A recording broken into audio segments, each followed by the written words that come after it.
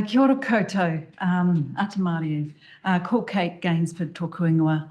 I'm a principal of a secondary school. I've been a principal for over 12 years. I've been in senior leadership across 3 different secondary schools for more than 20 years.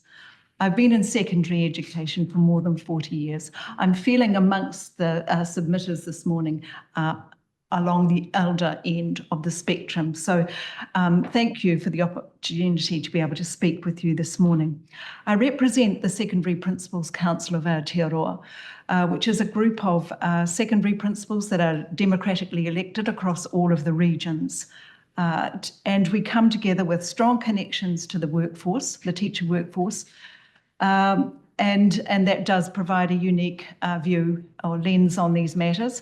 But also I come from SPC, that is the Principals Council, with a strong history of advocacy for young people, and that is largely through that lens that I am going to speak this morning.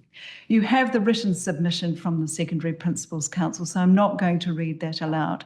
I do enjoy and appreciate the opportunity for dialogue in this setting. So I'm going to cover off some of the issues that were mentioned in the written submission.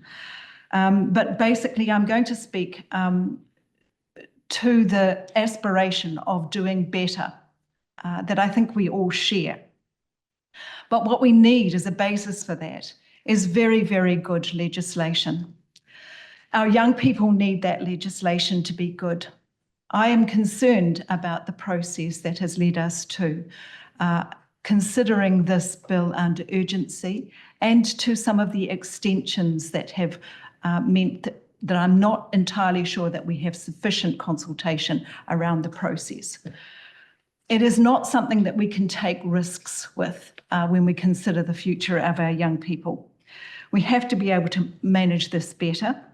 And so at this stage, because of what has been evident in the bill and what is omitted from the bill at the moment, SPC is recommending that the bill be withdrawn. It needs a great deal more work. In secondary education, as in all education, alignment and coherence is a kind of holy grail. It is what we seek in a complex set of organisations, big organisations across a country. What we do not need is anything that is likely to lead to fragmentation and fray of the common values that have been so carefully brought together. The success of our system over the years has largely been on the basis of a great deal of goodwill and good faith, common sense, and good research. And a number of those elements are missing from this bill. The research you'll see in the written submission and other submissions that I know the Select Committee has received, that there is a paucity around the research that has been submitted that supports any notion that charter schools will make a massive difference to achievement outcomes. What I think we are hearing as a common stream of feedback to the Select Committee is that the current system needs strengthening in specific areas. If we are to be inclusive in our approach towards achieving excellence, it is around the learning needs of for those needing learning support, for the neurodiverse young people in our system. That is where the expectations of community lies. It is the expectations of parents and professionals, and it is the rights of the young people of New Zealand to be able to achieve a better deal in that space.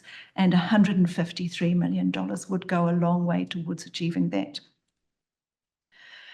We have suffered in the past in our education system from political lurch, from policy lurch, from one extreme to another and back again. As a manager of a very tight budget in a school, I tear my hair out when I think of the waste of funds being spent in that. We should have learned from the last time with charter schools where to spend money better. And schools need that money now. I know the Minister Seymour, also shares an aversion to policy lurch, but that is what we are experiencing with this bill as it stands at the moment. What I have to go back to are the fundamentals of good practice in education around that alignment and coherence. Some of the key elements to that alignment and coherence provides cohesion in a system that provides confidence for all and credibility. And that relies on being able to rely very honestly on a New Zealand curriculum as a foundation for education in this country. If you don't have the safeguard of the New Zealand curriculum as fundamental to your school setting or your educational setting in the compulsory sector in particular, then you are asking for fragmentation and fray. And that carries risks. It carries all the more risk if the other basic foundations of that coherent system, such as the registration of teachers and principals, are teachers. So having those people, making sure that they are registered teachers, is a core part of providing safety in the education system. This is something that young people have a right to expect, that the professionals in front of them are trained and qualified. They are police vetted. They are safe people. There are processes around those provisions that ensure that safety is maintained and that people are accountable. So the New Zealand curriculum and registration are core parts of that cohesion and alignment and coherence.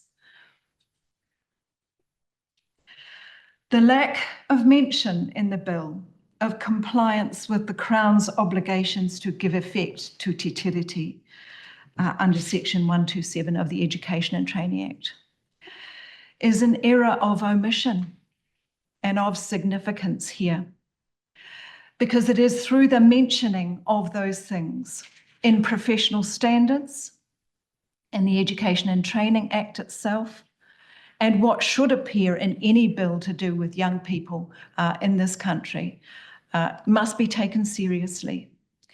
If you are not underlining the rights of those people and the obligations that the Crown has towards as a partner in Te Tiriti o Waitangi, then that omission is careless and it carries risk. So that is one of the reasons, along with the omission of safeguards around the New Zealand curriculum, around registration of teachers and principals in particular for charter schools, and the process itself that the Secondary Principals Council is recommending that the bill at this stage be withdrawn. Thank you. Kate, I'm sorry, I've missed one. Can I just add to it? Please, absolutely. Look, the issue around the Official Information Act is also very important. I need to, we've heard a little bit about that this morning from other submitters, but what the provisions of the Official Information Act do is provide the normal and expected scrutinies and protection that all citizens expect. So it means that we have to have those same provisions surface in this bill. We have to make sure that nothing is opaque, that so-called commercial sensitivities do not mean that information en masse is redacted. We have to be clear about the fact that this is public money for a public education system, and it requires the safeguards of public scrutiny. So I think that that's a really important part of this. And because principals are in this unique situation of being both teachers and managers and virtual CEOs of multi-million-dollar organisations, we have multiple lenses that we bring to this debate and this discussion. And so that's why I really value the opportunity to make the submission, because it should be dialogue. There is very little in the way of public good and educational good that has been achieved by edict. Most of it is achieved through cooperation, goodwill, common sense, good faith. Nō reira, tēnā koutou, tēnā koutou, tēnā koutou katoa.